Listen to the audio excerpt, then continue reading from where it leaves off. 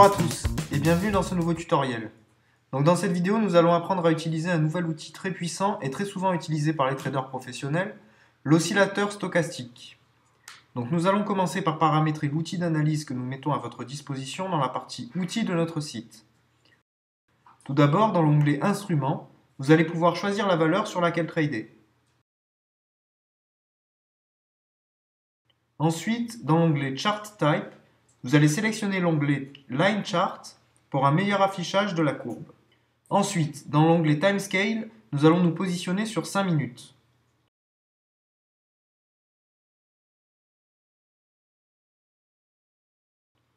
Enfin, dans l'onglet Studies, vous choisissez l'outil Stochastic Slow et vous cliquez sur New. On peut voir que l'outil est déjà pré-réglé par convention sur ces différentes valeurs. Nous allons changer le réglage de l'Averaging Period Slow et se mettre sur 3 et faire la même chose sur l'Averaging Period Fast, donc 3. Donc on peut voir apparaître une nouvelle courbe ici en rouge qui représente une moyenne mobile. Donc on va zoomer pour voir un petit peu mieux ce qui se passe. Voilà, et on s'aperçoit que la courbe noire va venir couper la courbe rouge en de nombreux endroits. Et donc c'est ça qu'on va analyser. Donc nous savons que nos courbes oscillent entre 0 et 100. Je vous ai mis des petits indicateurs sur le côté pour bien repérer.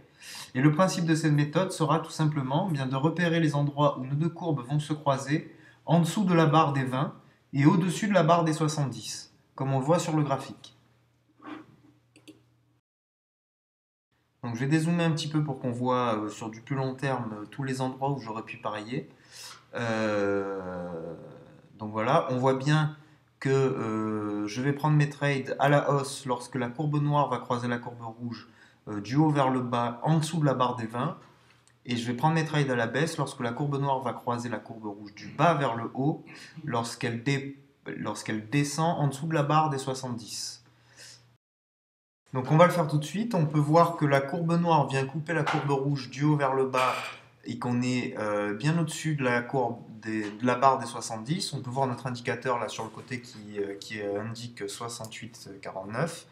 Donc on va parier sur cette valeur en put.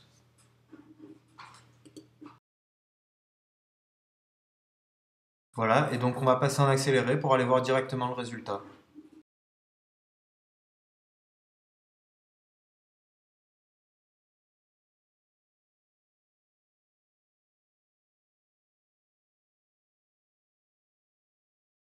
Voilà, donc là le trade est gagnant, donc avec un taux de 70%, ça me fait un gain de 70 €, tout simplement. On va reprendre un pari tout de suite.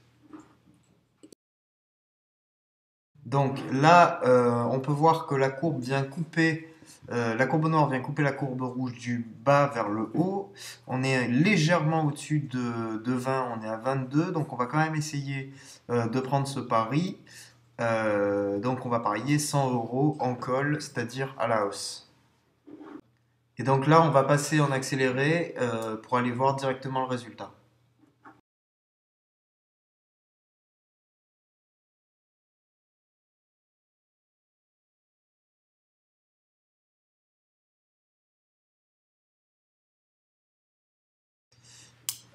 Donc bon, bah là le trade est perdant, donc en même temps on a un peu risqué puisqu'on avait parié à un peu plus de 20, à 22 et quelques. Donc bah c'est pas grave, on va reprendre un pari tout de suite.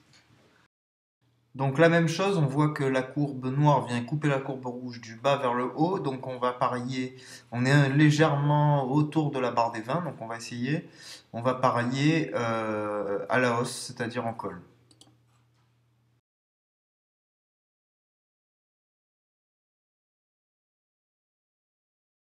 Et on va passer en accéléré tout de suite pour aller voir directement le résultat.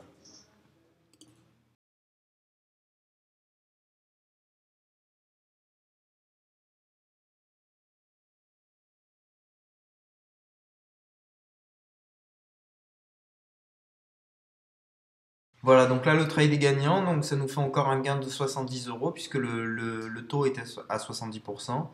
Donc on va prendre un dernier pari pour bien vous faire comprendre la méthode. Voilà, donc là pareil, on est aux alentours de 80, on voit sur l'indicateur 81,49.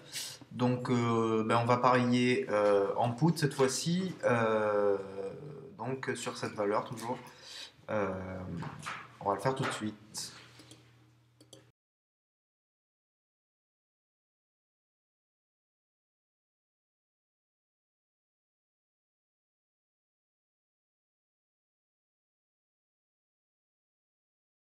Le dernier trade est gagnant, donc encore un gain de 70 euros, toujours au même taux, 70%.